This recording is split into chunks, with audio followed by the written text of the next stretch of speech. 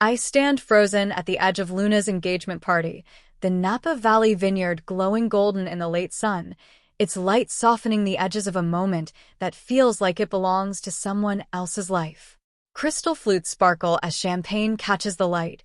Business associates and family friends chatter in elegant tones, and Daniel's fingers tighten around mine as my father raises his spoon to a glass and summons the room to silence with practiced authority. His voice rolls through the hall, rich with pride as he announces their joy for Luna's engagement, but then he adds something that steals the air from my lungs. As a wedding gift, my parents are granting her 15% ownership in White Family Trucking, worth $1.2 million. The applause crashes around me, faces glowing with admiration, my mother's diamonds glittering like trophies of favoritism as she steps forward to confirm the transfer. Daniel squeezes my hand too tightly, sensing what it costs me to remain standing. My smile is mechanical, sculpted to hide the hollow roar in my chest. When the guests press forward to congratulate, Luna embraces me with perfume and excitement, whispering, "Can you believe it?" And I hear myself reply with practiced warmth, "Congratulations." The memories crash back, the coffee maker my parents gifted me at my wedding, the lack of shares or acknowledgement when I married Daniel, the expectation that I would fend for myself. Around me, voices call Luna, the pride of the family, and I catch Sarah's worried glance from across the room, her eyes full of unspoken sympathy for years of favoritism she has witnessed firsthand. The evening drags with unbearable slowness, each toast to Luna and James cutting deeper, each murmur of, "What a smart business move," pressing the weight of injustice heavier on my chest. When the hall finally empties, the storm breaks, not outside, not yet, but within me.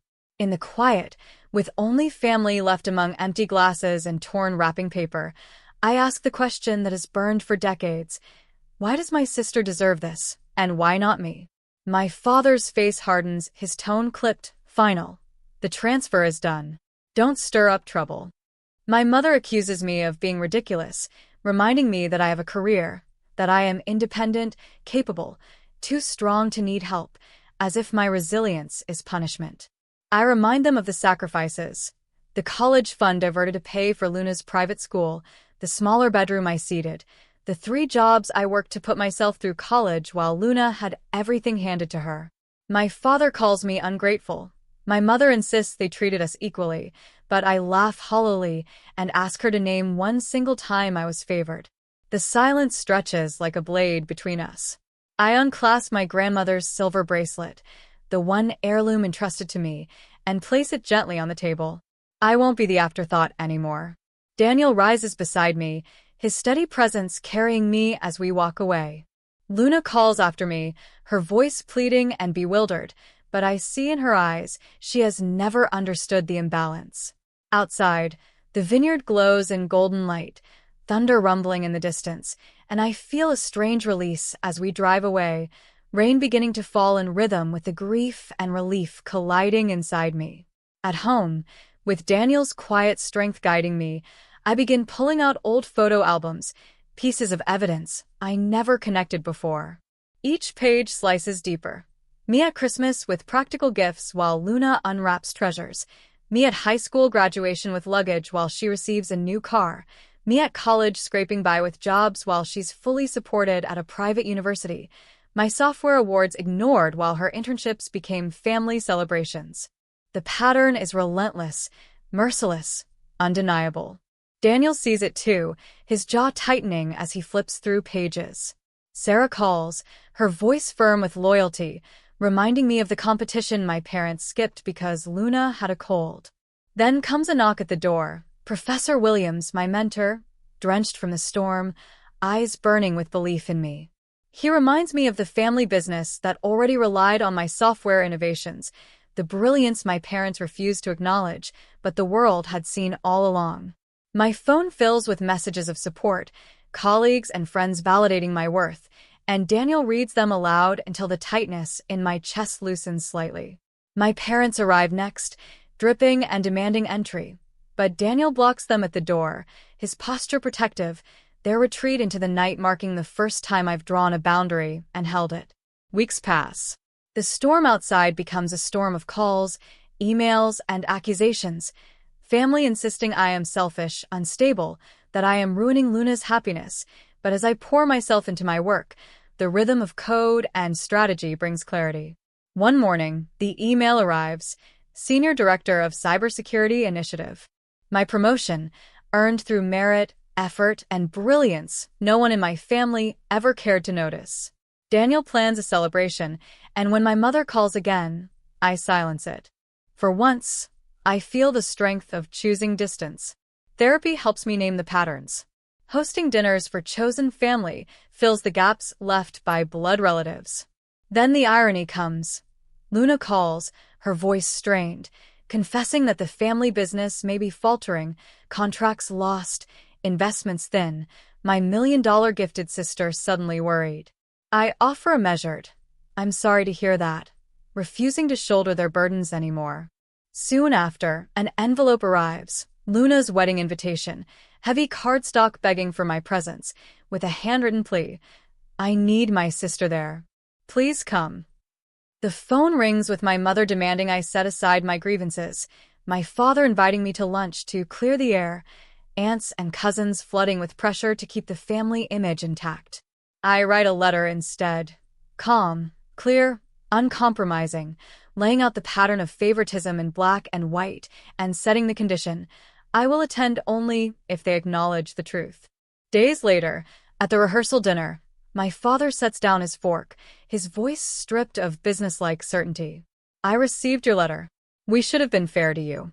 The table falls silent, my mother staring at her plate, Luna's eyes wide with shock, and for the first time, I hear the words I've needed all my life: acknowledgement.